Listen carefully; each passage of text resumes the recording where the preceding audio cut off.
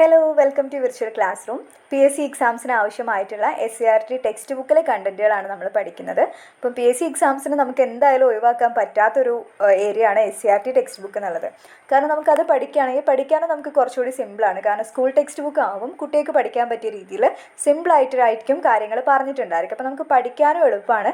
അതേപോലെ തന്നെ കുറേ സബ്ജക്റ്റുകൾ നമുക്ക് കിട്ടും. നമ്മുടെ സിലബസിലുള്ള ഇപ്പോൾ സോഷ്യൽ ആണെങ്കിൽ സോഷ്യലിൽ തന്നെ സോഷ്യൽ ടെക്സ്റ്റ് പഠിക്കുമ്പോൾ നമുക്ക് ഹിസ്റ്ററി എന്നുള്ള പോർഷൻസ് കിട്ടും, ജോഗ്രഫി കിട്ടും, എക്കണോമിക്സ് കിട്ടും, പിന്നെ കോൺസ്റ്റിറ്റ്യൂഷൻ കിട്ടും. അങ്ങനെ കുറേ ടോപ്പിക്കുകൾ നമുക്ക് കവർ ചെയ്യാനായിട്ട് പറ്റും. ഇനി സയൻസ് ആണെങ്കിലും ഫിസിക്സ്, കെമിസ്ട്രി, ബയോളജി അതൊക്കെ നമുക്ക് കവർ ചെയ്യാനായിട്ട് പറ്റുന്നുണ്ട്. അപ്പോൾ നിങ്ങൾ SCERT പഠിക്കുന്ന സമയത്ത് തന്നെ നമുക്ക് സിലബസിൻ്റെ ഒരു ഭാഗവും പോർഷൻസ് കവർ ചെയ്യാനായിട്ട് പറ്റുന്നുണ്ട്. പിന്നെ കുറച്ചുകൂടി നമ്മൾ എന്തായാലും എക്സ്ട്രാ പഠിക്കേണ്ടി വരും. പക്ഷെ ഒരിക്കലും SCERT സ്കിപ്പ് ചെയ്യരുത്. നമുക്ക് ഒരുപാട് ക്വസ്റ്റ്യൻസ് SCERT വരുന്നുള്ളതാണ്. ഇപ്പോൾ നമ്മൾ 5ാം ക്ലാസ് മുതൽ 10ാം ക്ലാസ് വരെയുള്ള ടെക്സ്റ്റ് ബുക്കുകളാണ് എയിം ചെയ്യുന്നത്. അതിൽ നമ്മൾ 5ഉം 6ഉം കംപ്ലീറ്റ് ചെയ്തിട്ടുണ്ട്, സോഷ്യലും സയൻസും.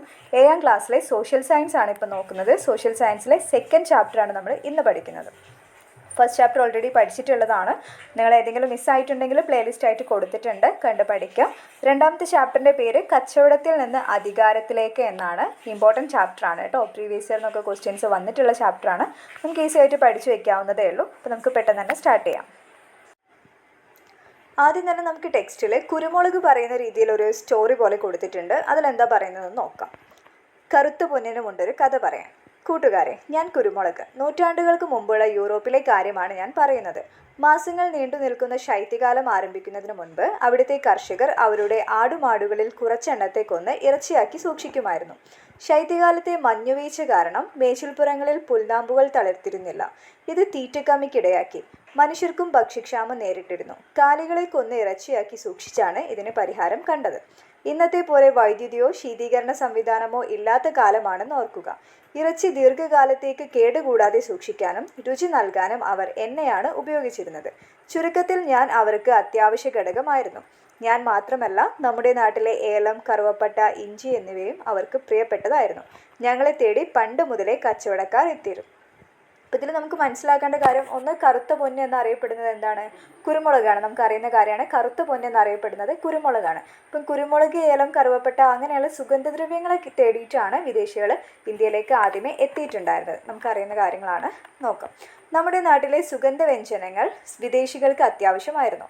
ഇത്തരം വിഭവങ്ങൾ ശേഖരിക്കാൻ പുരാതന കാലം മുതൽക്കേ കച്ചവടക്കാർ ഇവിടെ എത്തിയിരുന്നു. തുർക്കികൾ കോൺസ്റ്റാന്റിനോപ്പിൾ കീഴടക്കിയത് ഏഷ്യയും യൂറോപ്പും തമ്മിലുള്ള കച്ചവടത്തെ തടസ്സപ്പെടുത്തി.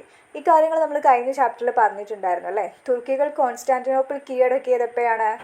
1453 തുർക്കികൾ കോൺസ്റ്റാന്റിനോപ്പിൾ കീഴടക്കിയത്. നോട്ട് ചെയ്ത് വെക്കണേ. ഈ പശ്ചാത്തലത്തിലാണ് ഇന്ത്യയിലേക്ക് കടൽ മാർഗം ഒരു വാണിജ്യപാത കണ്ടെത്താൻ ശ്രമം ആരംഭിച്ചത്.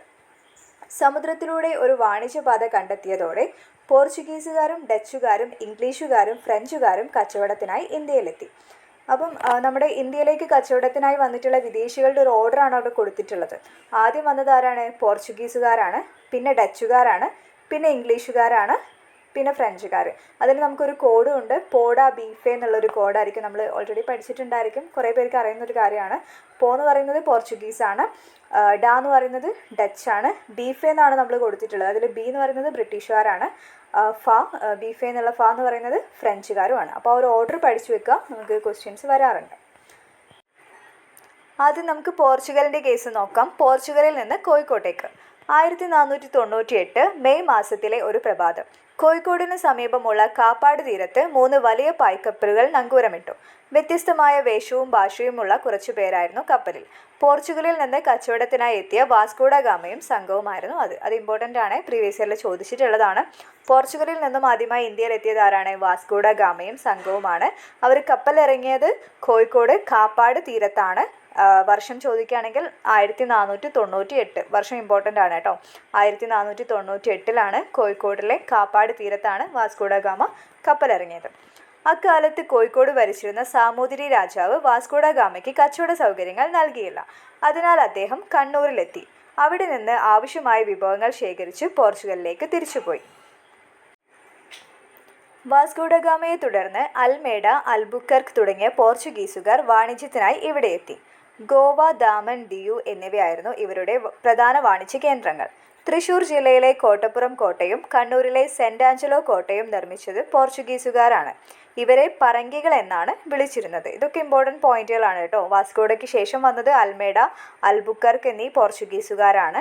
പിന്നെ ഇവരുടെ പോർച്ചുഗീസുകാരുടെ പ്രധാന വാണിജ്യ കേന്ദ്രങ്ങളാണ് ഗോവ, ദാമൻ, ദിയു എന്നിവ. അതും നോട്ട് ചെയ്ത് വെക്കണം.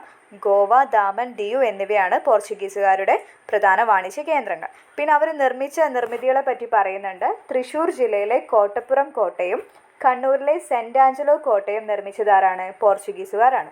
അതും ഇമ്പോർട്ടൻ്റ് ആണ്. തൃശ്ശൂർ ജില്ലയിലെ കോട്ടപ്പുറം കോട്ടയും കണ്ണൂരിലെ സെൻറ്റ് ആഞ്ചലോ കോട്ടയും നിർമ്മിച്ചത് പോർച്ചുഗീസുകാരാണ്. പോർച്ചുഗീസുകാരാണ് പറങ്കികൾ എന്നറിയപ്പെടുന്നത്. അതും വെരി വെരി ഇമ്പോർട്ടൻ്റ് ആണ്. പ്രീവിയസ് ഇയർ ക്വസ്റ്റ്യനുമാണ്. പറങ്കികൾ എന്നറിയപ്പെടുന്നത് പോർച്ചുഗീസുകാരാണ്. നമ്മുടെ നാട്ടിൽ കാണുന്ന പൈനാപ്പിൾ, പേരയ്ക്ക, പപ്പായ, വറ്റൽമുളക്, കശുവണ്ടി, പുകയില തുടങ്ങിയ കാർഷിക വിളകൾ ഇവിടെ കൊണ്ടുവന്നത് പോർച്ചുഗീസുകാരാണ്. അച്ചടിയന്ത്രം പ്രചരിപ്പിച്ചതും ചവിട്ടുനാടകം എന്ന കലാരൂപം വികസിച്ചതും പോർച്ചുഗീസ് ബന്ധത്തിൻ്റെ ഫലമായാണ്. അപ്പോൾ അത്രയും പോയിന്റുകളും കൂടെ ഉണ്ട്. ഇപ്പം കുറേ കാർഷിക വിളകൾ പൈനാപ്പിൾ, പേരയ്ക്ക, പപ്പായ, വറ്റൽമുളക്, കശുവണ്ടി, പുകയില ഇവയൊക്കെ കൊണ്ടുവന്നത് എവിടെ നിന്നാണ്? പോർച്ചുഗലിൽ നിന്നിട്ടാണ്. അതേപോലെ അച്ചടിയന്ത്രം പ്രചരിപ്പിച്ചതും ചവിട്ടുനാടകം എന്ന കലാരൂപം വികസിപ്പിച്ചതും ആരാണ്? പോർച്ചുഗീസുകാരാണ്. ചവിട്ടുനാടകമൊക്കെ പോർച്ചുഗീസിൻ്റെ സംഭാവനയായിട്ടാണ് കണക്കാക്കുന്നത്. അപ്പോൾ ഇത്രയും കാര്യങ്ങൾ പോർച്ചുഗലിനെ പറ്റിയിട്ട് ഇത്രയും കാര്യങ്ങൾ നമ്മൾ പഠിച്ചിട്ടുണ്ടായിരിക്കണം. ഇന്ത്യയിൽ കൂടുതൽ വാണിജ്യ കേന്ദ്രങ്ങൾ സ്ഥാപിക്കാൻ പോർച്ചുഗീസുകാർക്ക് കഴിഞ്ഞില്ല. അതിൻ്റെ കാരണങ്ങൾ എന്തൊക്കെയാണെന്നുള്ളത് നോക്കാം. മറ്റ് യൂറോപ്യൻ ശക്തികളുമായി മത്സരിക്കാനുള്ള സാമ്പത്തികവും സൈനികവുമായ ശേഷി അവർക്കുണ്ടായിരുന്നില്ല. പ്രാദേശികമായി ചെറുത്തുനിൽപ്പുകൾ നേരിടേണ്ടി വന്നു. മലബാർ തീരം കേന്ദ്രീകരിച്ച് പോർച്ചുഗീസുകാർക്കെതിരെ നടന്ന ചെറുത്തുനിൽപ്പുകൾക്ക് നേതൃത്വം കൊടുത്തത് കുഞ്ഞാലി മരയ്ക്കാർമാരായിരുന്നു. സാമൂതിരിയുടെ നാവികപ്പടയുടെ തലവന്മാരായിരുന്നു കുഞ്ഞാലി മരയ്ക്കാർമാർ. അത് നോട്ട് ചെയ്ത് വെക്കുക കേട്ടോ. മലബാർ തീരം കേന്ദ്രീകരിച്ച് പോർച്ചുഗീസുകാർക്കെതിരെ നടന്ന ചെറുത്തുനിൽപ്പുകൾക്ക് നേതൃത്വം കൊടുത്തത് ആരാണ്? കുഞ്ഞാലി മരയ്ക്കാർമാരാണ്. ഇനി കുഞ്ഞാലി മരയ്ക്കാർമാർ ആരാന്ന് ചോദിച്ചാൽ സാമൂതിരിയുടെ നാവികപ്പടയുടെ തലവന്മാരാണ് കുഞ്ഞാലി മരയ്ക്കാർമാർ. അങ്ങനെ പോർച്ചുഗലിൻ്റെ ആ ഒരു കാര്യം കൈയാണ്. ഇനി നമ്മൾ അടുത്തതായിട്ട് ഇന്ത്യയിലേക്ക് വന്നിട്ടുള്ള ഡച്ചുകാരെ പറ്റിയിട്ടാണ് പഠിക്കുന്നത്. കച്ചവടത്തിനായി യൂറോപ്പിൽ നിന്ന് ഇന്ത്യയിലെത്തിയ മറ്റൊരു വിഭാഗമായിരുന്നു ഡച്ചുകാർ. കൊച്ചി, കൊല്ലം എന്നിവയായിരുന്നു അവരുടെ പ്രധാന വാണിജ്യ കേന്ദ്രങ്ങൾ. നമ്മുടെ നാട്ടിലെ ഔഷധ സസ്യങ്ങളെ പറ്റി പരാമർശിക്കുന്ന ഹോർത്തൂസ് മലബാറിക്കസ് എന്ന പുസ്തകം തയ്യാറാക്കാൻ മുൻകൈയെടുത്തത് ഡച്ചുകാരനായ വാൻഡ്രീഡാണ്. ഡച്ചു ഗവർണറായിരുന്നു ഇദ്ദേഹം. മലയാളിയായ ഇട്ടി അച്യുതൻ വൈദ്യരുടെ സഹായത്തോടെയാണ് ഈ കൃതി തയ്യാറാക്കിയത്. അതും ഒരു ഇമ്പോർട്ടൻ്റ് ആയിട്ടുള്ള പോയിൻ്റാണ്. ഹോർത്തൂസ് മലബാറിക്കസ് എന്ന കൃതി ആ ഒരു പുസ്തകത്തിൽ പറയുന്നത് നമ്മുടെ ഔഷധ സസ്യങ്ങളെയൊക്കെ പറ്റിയിട്ടാണ്. ആ ഒരു കൃതി തയ്യാറാക്കിയത് ആരാണ്? ഡച്ചുകാരനായിട്ടുള്ള വാൻഡ്രീഡാണ്. അദ്ദേഹം ഡച്ചിൻ്റെ ഗവർണറായിരുന്നു. പിന്നെ അദ്ദേഹത്തിന് ഈ ഒരു പുസ്തകം തയ്യാറാക്കാനായിട്ട് സഹായിച്ചിട്ടുള്ളത് ഇട്ടി അച്യുതൻ വൈദ്യരാണ്. അത്രയും പോയിന്റ്സ് ഒന്ന് നോട്ട് ചെയ്ത് വെക്കാം. കച്ചവടം സംബന്ധിച്ച തർക്കങ്ങളുടെ ഫലമായി തിരുവിതാംകൂറിലെ രാജാവായ മാർത്താണ്ഡവർമ്മയുമായി ഡച്ചുകാർ യുദ്ധം ചെയ്തു. 1741 കുളച്ചിലിൽ വെച്ചു നടന്ന യുദ്ധത്തിൽ ഡച്ചുകാർ പരാജയപ്പെട്ടു. ഇതോടെ ഇന്ത്യയിൽ ഡച്ചുകാരുടെ അടിത്തറ നഷ്ടമായി. ഡച്ചുകാരെ ലന്തക്കാർ എന്ന് വിളിച്ചിരുന്നു. അപ്പോൾ ഈ മാർത്താണ്ഡവർമ്മയും ഡച്ചുകാരും തമ്മിൽ നടന്നിട്ടുള്ള യുദ്ധമാണ് കുളച്ചൽ യുദ്ധം. 1741 ഈ യുദ്ധം നടക്കുന്നത്. ഈ യുദ്ധത്തിൽ ആരാണ്? ഡച്ചുകാരാണ് പരാജയപ്പെട്ടിട്ടുണ്ടായിരുന്നത്. ഇനി ഡച്ചുകാരെ നമ്മൾ വിളിച്ചിരുന്ന ഒരു പേരാണ് ലന്തക്കാർ എന്ന് പറയുന്നത്. ലന്തക്കാർ എന്നറിയപ്പെട്ടിട്ടുണ്ടായിരുന്നത് ഡച്ചുകാരാണ്. നേരത്തെ നമ്മൾ പോർച്ചുഗീസിൻ്റെ കാര്യത്തിൽ പറഞ്ഞായിരുന്നു. പറങ്കികൾ എന്നറിയപ്പെട്ടിരുന്നത് ആരാണ്? പോർച്ചുഗീസുകാരാണ്. അതേപോലെ ലന്തക്കാർ എന്നറിയപ്പെട്ടത് ഡച്ചുകാരാണ്. നെക്സ്റ്റ് നമ്മൾ നോക്കുന്നത് ഇംഗ്ലീഷുകാരുടെ വരവ്, അതായത് ബ്രിട്ടീഷുകാർ ഇന്ത്യയിലെത്തിയതിനെ പറ്റിയിട്ടാണ്. ഇന്ത്യ, ചൈന തുടങ്ങിയ രാജ്യങ്ങളുമായി കച്ചവടം നടത്താൻ വേണ്ടി 1600 ലണ്ടനിൽ ഇംഗ്ലീഷ് ഈസ്റ്റ് ഇന്ത്യ കമ്പനി രൂപീകരിച്ചു. കമ്പനിയുടെ ഇന്ത്യയിലെ ആദ്യത്തെ വാണിജ്യ കേന്ദ്രം ഗുജറാത്തിലെ സൂറത്തായിരുന്നു. മദ്രാസ്, കൽക്കത്ത, ബോംബെ എന്നിവിടങ്ങളിലും അവർ വാണിജ്യ കേന്ദ്രങ്ങൾ സ്ഥാപിച്ചു. ഇതിൽ നമ്മൾ ഇമ്പോർട്ടൻ്റ് ആയിട്ടും പഠിക്കേണ്ടത് ഇംഗ്ലീഷ് ഈസ്റ്റ് ഇന്ത്യ കമ്പനി രൂപീകരിച്ചത് ഏത് വർഷമാണെന്നുള്ളതാണ്. 1600 ലണ്ടനിൽ ഇംഗ്ലീഷ് ഈസ്റ്റ് ഇന്ത്യ കമ്പനി രൂപീകരിച്ചത്. അതേപോലെ കമ്പനിയുടെ ഇന്ത്യയിലെ ആദ്യത്തെ വാണിജ്യ കേന്ദ്രം എവിടെയാണെന്നുള്ളതും ഇമ്പോർട്ടൻ്റ് ആയ കാര്യമാണ്. ഗുജറാത്തിലെ സൂറത്തിലായിരുന്നു ഇംഗ്ലീഷ് ഈസ്റ്റ് ഇന്ത്യ കമ്പനിയുടെ ആദ്യത്തെ വാണിജ്യ കേന്ദ്രം. ആ 2 പോയിന്റുകളും നോട്ട് ചെയ്ത് വെക്കണം. അതേപോലെ മദ്രാസ്, കൊൽക്കത്ത, ബോംബെ എന്നിവിടങ്ങളിലും അവർക്ക് വാണിജ്യ കേന്ദ്രങ്ങൾ ഉണ്ടായിരുന്നു. ഇനി ഫ്രഞ്ച് വാണിജ്യ ബന്ധങ്ങൾ. 1664 ഫ്രഞ്ച് ഈസ്റ്റ് ഇന്ത്യ കമ്പനി സ്ഥാപിച്ചു. ഇതോടെ കച്ചവട ലക്ഷ്യവുമായി ഫ്രഞ്ചുകാർ ഇന്ത്യയിലെത്തി. പോണ്ടിച്ചേരി, മാഹി, കാരയ്ക്കൽ തുടങ്ങിയവയായിരുന്നു അവരുടെ പ്രധാന കച്ചവട കേന്ദ്രങ്ങൾ. അവരുടെ പ്രവർത്തനങ്ങളുടെ ആസ്ഥാനം പോണ്ടിച്ചേരി ആയിരുന്നു. ഇപ്പോൾ ഫ്രഞ്ച് ഈസ്റ്റ് ഇന്ത്യ കമ്പനി സ്ഥാപിച്ചത് 1664 അതും ഇമ്പോർട്ടൻ്റ് ആണ്. ഇംഗ്ലീഷ് ഈസ്റ്റ് ഇന്ത്യ കമ്പനി സ്ഥാപിക്കുന്നത് 1600-ലും ഫ്രഞ്ച് ഈസ്റ്റ് ഇന്ത്യ കമ്പനി 1664-ലുമാണ്. പിന്നെ ഫ്രഞ്ചിൻ്റെ പ്രധാന കച്ചവട കേന്ദ്രങ്ങൾ ഏതൊക്കെയാണെന്ന് വെച്ചാൽ പോണ്ടിച്ചേരി, മാഹി, കാരയ്ക്കൽ തുടങ്ങിയവയായിരുന്നു. ഇനി കച്ചവടാധിപത്യത്തിനു വേണ്ടിയുള്ള മത്സരം. യൂറോപ്യൻ രാജ്യങ്ങൾ ഇന്ത്യയിൽ കച്ചവടാധിപത്യം നേടാൻ വേണ്ടി പരസ്പരം മത്സരിച്ചു. പോർച്ചുഗീസുകാരും ഡച്ചുകാരും തുടക്കത്തിലേ പരാജയപ്പെട്ടു. പിന്നീട് ഇംഗ്ലീഷുകാരും ഫ്രഞ്ചുകാരും തമ്മിലായി മത്സരം. അവർ തമ്മിൽ നടത്തിയ മത്സരത്തെ കർണാട്ടിക് യുദ്ധങ്ങൾ എന്ന് വിളിക്കുന്നു. ഈ യുദ്ധത്തിൽ ഫ്രഞ്ചുകാർ പരാജയപ്പെട്ടു. അതും ഇമ്പോർട്ടൻ്റ് ആണ്. കർണാട്ടിക് യുദ്ധങ്ങൾ നടന്നത് ആരൊക്കെ തമ്മിലായിരുന്നു? ഇംഗ്ലീഷും അതേപോലെ ഫ്രഞ്ചും തമ്മിലായിരുന്നു കർണാട്ടിക് യുദ്ധങ്ങൾ നടന്നിട്ടുണ്ടായിരുന്നത്. ആ യുദ്ധത്തിൽ ഫ്രഞ്ചുകാരാണ് പരാജയപ്പെട്ടിട്ടുള്ളത്. അങ്ങനെ ഇംഗ്ലീഷ് ഈസ്റ്റ് ഇന്ത്യ കമ്പനി അധികാരത്തിലേക്ക് വരികയാണ്.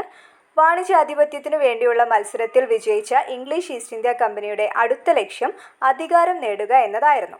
ബംഗാളിലായിരുന്നു കമ്പനി ആദ്യമായി അധികാരം നേടിയത്. കാർഷിക സമൃദ്ധിയും കച്ചവട സൗകര്യങ്ങളുമാണ് ബംഗാളിൽ അധികാരം നേടാൻ കമ്പനിയെ പ്രേരിപ്പിച്ചത്. 1757 ബംഗാളിലെ നവാബായിരുന്ന സിറാജുദ്ദൗളയെ പ്ലാസി യുദ്ധത്തിൽ ബ്രിട്ടീഷുകാർ പരാജയപ്പെടുത്തി. 1764 ബക്സാർ യുദ്ധവും വിജയിച്ചതോടെ ബംഗാൾ കമ്പനിയുടെ കീഴിലായി. അപ്പോൾ ഇംഗ്ലീഷ് ഈസ്റ്റ് ഇന്ത്യ കമ്പനിക്ക് ബംഗാൾ പിടിച്ചെടുക്കാനായിട്ട് ഹെൽപ്പ് ചെയ്തിട്ടുള്ള 2 യുദ്ധങ്ങളാണ് പറഞ്ഞിട്ടുള്ളത്. പ്ലാസി യുദ്ധം ഏത് വർഷമാണ്? 1757 പ്ലാസി യുദ്ധം നടക്കുന്നത്. പിന്നെ 1764 ബക്സാർ യുദ്ധവുമാണ് നടക്കുന്നത്. രണ്ടിലും ഇംഗ്ലീഷ് ഈസ്റ്റ് ഇന്ത്യ കമ്പനി വിജയിച്ചിട്ടുണ്ടായിരുന്നു. ഇംഗ്ലീഷുകാരും ഫ്രഞ്ചുകാരും തമ്മിൽ നടന്ന യുദ്ധങ്ങളുടെ പ്രധാന വേദി ഇന്നത്തെ തമിഴ്നാടിൻ്റെ ഭൂരിപക്ഷ മേഖലകൾ ഉൾപ്പെട്ട കർണാട്ടിക് പ്രദേശങ്ങളായിരുന്നു. അതുകൊണ്ടാണ് അവർ തമ്മിൽ നടന്ന യുദ്ധങ്ങളെ കർണാട്ടിക് യുദ്ധങ്ങൾ എന്ന് വിളിക്കുന്നത്. പ്ലാസിയും ബക്സാറും. സിറാജുദ്ദൗളയുടെ സൈന്യാധിപനായിരുന്ന മിർ ജാഫറും ബ്രിട്ടീഷ് സൈന്യാധിപനായിരുന്ന റോബർട്ട് ക്ലൈവും ഉണ്ടാക്കിയ രഹസ്യധാരണയിലൂടെയാണ് പ്ലാസി യുദ്ധത്തിൽ ബ്രിട്ടീഷുകാർ വിജയിച്ചത്. അപ്പം പ്ലാസി യുദ്ധം നടക്കുന്നത് 1757 ബംഗാളിലെ നവാബായിരുന്ന സിറാജുദ്ദൗളയും അതേപോലെ ബ്രിട്ടീഷുകാരും തമ്മിലാണ് യുദ്ധം നടന്നിട്ടുണ്ടായിരുന്നത്. യുദ്ധത്തിൽ ജയിച്ചിട്ടുള്ളത് ബ്രിട്ടീഷുകാരാണ്. ജയിക്കാനായിട്ട് ബ്രിട്ടീഷുകാരെ ഹെൽപ്പ് ചെയ്തിട്ടുള്ളത് ഈ സിറാജുദ്ദൗളയുടെ സൈന്യാധിപനായിട്ടുള്ള മിർ ജാഫറാണ്. മിർ ജാഫറും അതേപോലെ ബ്രിട്ടീഷിൻ്റെ സൈന്യാധിപനായിട്ടുള്ള റോബർട്ട് ക്ലൈവും തമ്മിലുണ്ടായിട്ടുള്ള ഒരു രഹസ്യധാരണേൻ്റെ പുറത്താണ് ബ്രിട്ടീഷുകാർ ഇതിൽ ജയിക്കുന്നത്. അത് നോട്ട് ചെയ്ത് വെക്കണം. ഇനി ബക്സാർ യുദ്ധത്തിലാണെങ്കിൽ അത് സൈനിക ശക്തിയുടെ വിജയമായിരുന്നു. ഷാ ആലം രണ്ടാമൻ, ഷുജാഉദ്ദൗള, മിർ ഖാസിം എന്നിവരുടെ സംയുക്ത സൈന്യത്തെയാണ് ബ്രിട്ടീഷുകാർ പരാജയപ്പെടുത്തിയത്. ഷാ ആലം രണ്ടാമൻ എന്ന് പറയുന്നത് അന്നത്തെ മുഗൾ ചക്രവർത്തിയും പിന്നെ ഷുജാഉദ്ദൗള അവധിലെ നവാബും മിർ ഖാസിം മുൻ ബംഗാൾ നവാബുമായിരുന്നു. ഇവരുടെ സംയുക്ത സൈന്യത്തെ പരാജയപ്പെടുത്തിയിട്ടാണ് ബ്രിട്ടീഷുകാർ ബക്സാർ യുദ്ധം ജയിക്കുന്നത്. ബക്സാർ യുദ്ധത്തിന് ശേഷം ബ്രിട്ടീഷ് അധീനതയിലായിട്ടുണ്ടായിരുന്ന പ്രദേശങ്ങൾ മാപ്പിൽ അടയാളപ്പെടുത്തിയിട്ടുണ്ട്. ജസ്റ്റ് ഒന്ന് നോക്കാം. ഇനി ആധിപത്യം വ്യാപിക്കുന്നു. മൈസൂരായിരുന്നു ബ്രിട്ടീഷ് അധീനതയിലായ മറ്റൊരു പ്രദേശം. ദക്ഷിണേന്ത്യയിലെ പ്രധാന നാട്ടുരാജ്യമായിരുന്നു മൈസൂർ. ഹൈദർ അലിയുടെയും ടിപ്പു സുൽത്താൻ്റെയും നേതൃത്വത്തിൽ മൈസൂർ പ്രബല ശക്തിയായി. മൈസൂറിൻ്റെ ആധിപത്യം മലബാറിലേക്ക് വ്യാപിച്ചിരുന്നു. ഇത് ബ്രിട്ടീഷുകാരുടെ മലബാറിലെ കച്ചവടത്തിന് തടസ്സമായി. ഫ്രഞ്ചുകാരുമായി ടിപ്പു സുൽത്താൻ ഉണ്ടായ സൗഹൃദവും മൈസൂർ കീഴടക്കാൻ ബ്രിട്ടീഷുകാരെ പ്രേരിപ്പിച്ചു. ബ്രിട്ടീഷുകാർക്കെതിരെ ധീരമായി പോരാടിയ ടിപ്പു സുൽത്താൻ 4ാമത്തെ മൈസൂർ യുദ്ധത്തിൽ മരണം വരിച്ചു. മൈസൂർ യുദ്ധങ്ങളിലൂടെ മലബാർ, കൂർഗ് എന്നീ പ്രദേശങ്ങൾ ബ്രിട്ടീഷ് ആധിപത്യത്തിലായി. അപ്പം ടിപ്പു സുൽത്താൻ മരിച്ചിട്ടുള്ളത് 4ാമത്തെ മൈസൂർ യുദ്ധത്തിലാണ്. അതും ഇമ്പോർട്ടൻ്റ് ആയിട്ടുള്ള പോയിന്റ് ആണ്. പിന്നെ മൈസൂർ യുദ്ധത്തിലൂടെ ഇവർ കീഴടക്കിയിട്ടുള്ള പ്രദേശങ്ങളാണ് മലബാർ, കൂർഗ് എന്നീ പ്രദേശങ്ങൾ. ഇനി ശ്രീരംഗപട്ടണം ഉടമ്പടി. മൈസൂരിൽ ആധിപത്യം സ്ഥാപിക്കാൻ ബ്രിട്ടീഷുകാർക്ക് 4 യുദ്ധങ്ങൾ നടത്തേണ്ടി വന്നു. 3ാം മൈസൂർ യുദ്ധത്തിനു ശേഷം ടിപ്പു സുൽത്താനുമായി ശ്രീരംഗപട്ടണത്ത് വെച്ച് ഒപ്പുവെച്ച ഉടമ്പടി അനുസരിച്ചാണ് മലബാർ ബ്രിട്ടീഷുകാർക്ക് ലഭിച്ചിട്ടുള്ളത്. ആ ഉടമ്പടിയാണ് ശ്രീരംഗപട്ടണം ഉടമ്പടി എന്നറിയപ്പെടുന്നത്. 4 മൈസൂർ യുദ്ധങ്ങളാണ് നടന്നിട്ടുള്ളത്. അതിൽ 4ാമത്തെ യുദ്ധത്തിലാണ് ടിപ്പു സുൽത്താൻ മരിച്ചിട്ടുള്ളത്. ഇനി ഈ ഒരു മാപ്പിൽ കൊടുത്തിട്ടുള്ളത് ബ്രിട്ടീഷ് അധീനതയിലുള്ള പ്രദേശങ്ങളാണ്. 19ാം നൂറ്റാണ്ടിൻ്റെ തുടക്കത്തിൽ അത്രയും അധികാരം വ്യാപിച്ചുകൊണ്ടിരിക്കുകയായിരുന്നു. മറാത്ത പ്രദേശമായിരുന്നു ബ്രിട്ടീഷുകാരുടെ അടുത്ത ലക്ഷ്യം. മറാത്തികൾ ബ്രിട്ടീഷുകാരുടെ പരുത്തി കച്ചവടത്തിന് തടസ്സങ്ങൾ സൃഷ്ടിച്ചു. ഇത് മറാത്ത പ്രദേശം കീഴടക്കാൻ ബ്രിട്ടീഷുകാരെ പ്രേരിപ്പിച്ചു. താമസിയാതെ സിന്ധ്, പഞ്ചാബ്, അവധ് എന്നീ നാട്ടുരാജ്യങ്ങളും അവർ കീഴടക്കി. സൈനിക ശക്തി ഉപയോഗിച്ച് പ്രബലരായ നാട്ടുരാജ്യങ്ങളെ ബ്രിട്ടീഷുകാർ കീഴടക്കിയത് എങ്ങനെയെന്ന് നാം കണ്ടു. കീഴടക്കിയ പ്രദേശങ്ങൾ ബ്രിട്ടീഷ് ഭരണത്തിനു കീഴിലായി. മറ്റു ചില നാട്ടുരാജ്യങ്ങളെ ഉടമ്പടികൾ വഴിയും നിയമനിർമ്മാണം വഴിയുമാണ് അവർ വരുതിയിലാക്കിയത്. വെല്ലസ്ലി പ്രഭു നടപ്പിലാക്കിയ സൈനിക സഹായ വ്യവസ്ഥ, ഡൽഹൌസി പ്രഭു കൊണ്ടുവന്ന ദത്തവകാശ നിരോധന നിയമം എന്നിവ നാട്ടുരാജ്യങ്ങളെ വരുതിയിലാക്കുന്നതിൽ പ്രധാന പങ്ക് വഹിച്ചിട്ടുണ്ട്. കുറേയൊക്കെ അവർ യുദ്ധത്തിലൂടെ നേടിയെടുത്തു. പിന്നെ അത് കൂടാണ്ട് തന്നെ ഇവർ കുറേ ഉടമ്പടികളൊക്കെ ഉണ്ടാക്കിയിരുന്നു. ഉടമ്പടികളും ഓരോ വ്യവസ്ഥകളൊക്കെ കൊണ്ടുവന്നിട്ടുണ്ടായിരുന്നു. അത് പ്രകാരവും കുറേ നാട്ടുരാജ്യങ്ങളെ ബ്രിട്ടീഷുകാരുടെ കീഴിലാക്കിയിട്ടുണ്ടായിരുന്നു. അതിൽ ഇമ്പോർട്ടൻ്റ് ആയിട്ടുള്ളതാണ് ഒന്ന് സൈനിക സഹായ വ്യവസ്ഥ. അത് നടപ്പിലാക്കിയത് വെല്ലസ്ലി പ്രഭുവാണ്, ഇമ്പോർട്ടൻ്റ് ആണ്. അതേപോലെ ദത്തവകാശ നിരോധന നിയമം അത് കൊണ്ടുവന്നത് ഡൽഹൌസി പ്രഭുവാണ്. സൈനിക സഹായ വ്യവസ്ഥ വെല്ലസ്ലി പ്രഭുവും ദത്തവകാശ നിരോധന നിയമം ഡൽഹൌസി പ്രഭുവുമാണ് കൊണ്ടുവന്നിട്ടുള്ളത്. സൈനിക സഹായ വ്യവസ്ഥയിൽ ഹൈദരാബാദ്, തഞ്ചാവൂർ, ഇൻഡോർ തുടങ്ങിയ നാട്ടുരാജ്യങ്ങൾ ഒപ്പുവെച്ചു. സൈനിക സഹായ വ്യവസ്ഥയിൽ ഒപ്പുവെച്ചിട്ടുള്ള നാട്ടുരാജ്യങ്ങളാണ് ഹൈദരാബാദ്, തഞ്ചാവൂർ, ഇൻഡോർ എന്നിവ. ഇനി അടുത്ത മാപ്പിൽ എത്തുമ്പോഴത്തേക്കും ഇന്ത്യയുടെ ഭൂരിപക്ഷം ഭാഗവും എന്തായി ബ്രിട്ടീഷ് അധീനതയിലായിട്ടുണ്ടായിരുന്നു. 1857 ഈ ഒരു മാപ്പിൽ കൊടുത്തിട്ടുള്ളത്. ദത്തവകാശ നിരോധന നിയമത്തിലൂടെ സാമ്പൽപൂർ, സത്താറ, ഉദയ്പൂർ, ഝാൻസി, നാഗ്പൂർ എന്നീ നാട്ടുരാജ്യങ്ങൾ ബ്രിട്ടീഷുകാർ പിടിച്ചെടുത്തിട്ടുണ്ട്. അപ്പം ദത്തവകാശ നിരോധന നിയമത്തിലൂടെ ബ്രിട്ടീഷ് പിടിച്ചെടുത്തിട്ടുള്ള നാട്ടുരാജ്യങ്ങളാണ് സാമ്പൽപൂർ, സത്താറ, ഉദയ്പൂർ, ഝാൻസി, നാഗ്പൂർ എന്നിവ. സൈനിക സഹായ വ്യവസ്ഥയിൽ ചേരുന്ന രാജ്യത്തിന് കമ്പനി സുരക്ഷ ഉറപ്പ് നൽകിയിരുന്നു. എന്നാൽ ഈ രാജ്യങ്ങളുടെ ഭരണം യഥാർത്ഥത്തിൽ നടത്തിയത് കമ്പനിയുടെ പ്രതിനിധികളായിരുന്നു. പുരുഷ അനന്തരാവകാശികളില്ലാത്ത നാട്ടുരാജാക്കന്മാർക്ക് കുട്ടികളെ ദത്തെടുക്കുന്ന സമ്പ്രദായം നിലവിലുണ്ടായിരുന്നു. അവർക്ക് രാജാധികാരം ലഭിച്ചിരുന്നു. ഡൽഹൌസി പ്രഭു നടപ്പിലാക്കിയ ദത്തവകാശ നിരോധന നിയമം രാജാക്കന്മാരുടെ ഈ അവകാശത്തെ ഇല്ലാതാക്കി. പുരുഷ അനന്തരാവകാശി ഇല്ലാതെ ഒരു രാജാവ് മരിച്ചാൽ ആ രാജ്യം ബ്രിട്ടീഷ് ഇന്ത്യയോട് കൂട്ടിച്ചേർക്കാനും ഈ നിയമത്തിൽ വ്യവസ്ഥയുണ്ടായിരുന്നു. അങ്ങനെയാണ് ദത്തെടുക്കാനുള്ള അവകാശം ഇല്ല എന്നുള്ള രീതിയിലാണ് ദത്തവകാശ നിരോധന നിയമം വന്നത്. അതുകൊണ്ട് തന്നെ മക്കളുണ്ടാവാത്ത രാജാക്കന്മാരുടെയൊക്കെ എന്ത് ചെയ്തു, രാജ്യം ബ്രിട്ടീഷിൻ്റെ അധീനതയിലേക്കാണ് വന്നിട്ടുണ്ടായിരുന്നത്. 1857 ആയപ്പോഴേക്കും ഇന്ത്യയുടെ ഭൂരിഭാഗം പ്രദേശങ്ങളും ബ്രിട്ടീഷ് അധീനതയിലായി. ബ്രിട്ടീഷ് അധീനതയിൽ വന്ന പ്രദേശങ്ങളിൽ ഏകീകൃത ഭരണം നടപ്പിലാക്കി. അപ്പോൾ ഏതൊക്കെയാണെന്നുള്ളത് ഒരു ഫ്ലോ ചാർട്ടായിട്ട് കൊടുത്തിട്ടുണ്ട്. കമ്പനി അധികാരത്തിലേക്ക് വരുന്നത് 2 വഴികളിലൂടെയാണ് അല്ലേ. ഒന്ന് യുദ്ധങ്ങൾ വഴി കുറേ നാട്ടുരാജ്യങ്ങൾ പിടിച്ചെടുത്തു. അതേപോലെ നിയമനിർമ്മാണങ്ങൾ വഴിയും പിടിച്ചെടുത്തിട്ടുണ്ട്. അത് ഏതൊക്കെയാണെന്നാണ് ഇനി പറയുന്നത്. യുദ്ധങ്ങൾ വഴി പിടിച്ചെടുത്തിട്ടുള്ള നാട്ടുരാജ്യങ്ങളാണ് ബംഗാൾ, മലബാർ, കൂർഗ്, മറാത്ത എന്നിവയൊക്കെ. അത് ഓരോ യുദ്ധം കൊടുത്തിട്ടുണ്ട്. പ്ലാസി യുദ്ധം, ബക്സാർ യുദ്ധം എന്നിവയിലൂടെയാണ് ബംഗാൾ പിടിച്ചെടുത്തത്. ഇനി മൈസൂർ യുദ്ധങ്ങളിലൂടെയാണ് മലബാർ, കൂർഗ് എന്നീ നാട്ടുരാജ്യങ്ങൾ ബ്രിട്ടീഷിൻ്റെ ഭരണത്തിന് കീഴിലായത്. മറാത്ത യുദ്ധങ്ങളിലൂടെ മറാത്തയും പിടിച്ചെടുത്തു. ഇനി നിയമനിർമ്മാണങ്ങൾ വഴി നോക്കുകയാണെങ്കിൽ സൈനിക സഹായ വ്യവസ്ഥ, ആ ഒരു നിയമം വഴി അവർ കൊണ്ടുവന്നിട്ടുള്ള നാട്ടുരാജ്യങ്ങളാണ് ഹൈദരാബാദ്, തഞ്ചാവൂർ, ഇൻഡോർ എന്നിവ. ദത്തവകാശ നിരോധന നിയമത്തിലൂടെ ഝാൻസി, സത്താറ, നാഗ്പൂർ എന്നിവയും ബ്രിട്ടീഷ് ഭരണത്തിന് കീഴിലാക്കി. കീഴടക്കിയ പ്രദേശങ്ങളിൽ ഏകീകൃത ഭരണ സംവിധാനമാണ് നടപ്പിലാക്കിയിട്ടുണ്ടായിരുന്നത്. അപ്പോൾ ഇത്രയും കാര്യങ്ങളാണ് നമുക്ക് ഈ ഒരു ചാപ്റ്ററിൽ പഠിക്കാനുള്ളത്.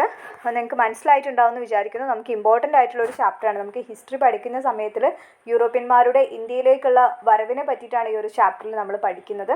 ഫസ്റ്റ് വന്നിട്ടുള്ളത് പോർച്ചുഗീസുകാരാണ്, പിന്നെ ഡച്ചുകാരാണ്, പിന്നെ ബ്രിട്ടീഷുകാരും പിന്നെ ഫ്രഞ്ചുകാരുമാണ് ഇന്ത്യയിലേക്ക് വന്നിട്ടുണ്ടായിരുന്നത്. അവരെ പറ്റിയിട്ടൊക്കെ നമ്മൾ ഡീറ്റെയിൽ ആയിട്ട് കുറേ കാര്യങ്ങൾ പഠിച്ചിട്ടുണ്ട്. ഈ ചാപ്റ്ററിൽ പറഞ്ഞ എല്ലാ കാര്യങ്ങളും ഇമ്പോർട്ടൻ്റ് ആണ് കേട്ടോ. അപ്പോൾ നിങ്ങൾക്ക് മനസ്സിലായിട്ടുണ്ടാവും എന്ന് വിചാരിക്കുന്നു. നിങ്ങൾക്ക് വീഡിയോ യൂസ്ഫുൾ ആയിട്ടുണ്ടെങ്കിൽ ലൈക്ക് ചെയ്യുക, സബ്സ്ക്രൈബ് ചെയ്യുക, സപ്പോർട്ട് ചെയ്യാം. ഇനി നമുക്ക് അടുത്ത ക്ലാസ്സിൽ വരുമ്പം ഇതിൻ്റെ കണ്ടിന്യൂഷൻ ആയിട്ട് അടുത്ത ചാപ്റ്റേഴ്സ് പഠിക്കാം. Happy learning. Thank you for watching.